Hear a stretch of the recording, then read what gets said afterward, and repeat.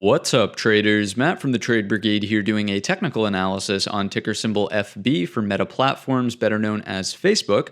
On the left-hand side, we have the daily time frame, and on the right-hand side, the 30-minute intraday time frame. First things first, I need to let you know they gave us an earnings announcement after the bell today, so let's flip on the extended hour session and see what's going on with the number. I'm sure you've heard the news, you've seen it maybe yourself, an absolute bloodbath here inside of Facebook. I'm no fundamentalist, but I did see some of the numbers. They're expecting lower than expected growth in the quarter. I believe they were looking at 7 to 11%, whereas a lot of investors were expecting at least 15, if not higher. They also have seen some impacts in the ad budgets really getting cut and just not picking up revenue there. So a little bit more fundamental than what we usually do, but I did briefly want to bring it up. Obviously, it's a really substantial gap down here, taking a huge beating in the after hours. We, of course, want to know a couple of things. Where is our overnight low?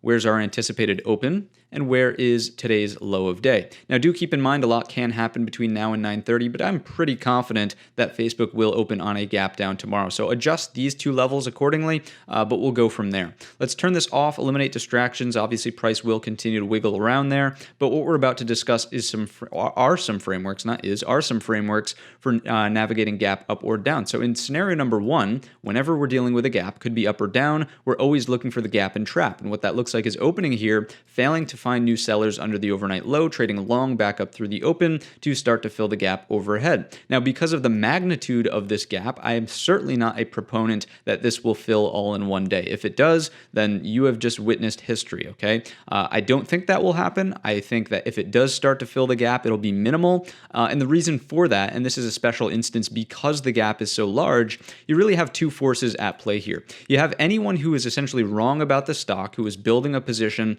up here, who is more of like a position trader, not someone who's investing in this for like 10, 15, 20 years. Those people are holding, right? They don't really care. It's just like, whatever, it'll be higher in 10 to 20 years. That's the thought anyways, right? But the people who are position traders who are maybe thinking about a couple months hold, right? Then they're like, okay, I got to bail on this position down here. It's not working out. Obviously, it's going to take me longer to recoup this loss. So you get some selling. But you also get the crowd who is, okay, wow, this is a massive discount on Facebook. So you get a whole bunch of buying as well. So those two forces will likely cancel each other out and in my estimation lead to either very minimal gap fill, if not just sideways activity. So I really think that that's primarily what we'll get here in Facebook tomorrow, but time will tell, right? So apply this framework regardless, right? So if we fail to take out the overnight low, trade back higher through the open, start to look for the gap to fill. Again, be very aggressive with your profit taking if it does start to roll over. I would start looking at the 50% gap mark as a sort of first benchmark. So we'll quickly take out the fibs and we'll throw that level on here. So first target on a significant gap fill. I mean, still look at the distance here. We're talking roughly, let's just round here, $30, right? So that's a very, very big move in Facebook. Does not happen all too often, which is why I would say probably sideways to maybe a little bit higher if the gap does start to play out in the first place. After that, it's all about the lows from last week, roughly, let's call it 290s, 295, that general area. The flip side of this coin is the one I'm sure not a lot of people want to hear about, but that's the gap and go, meaning we get downside continuation.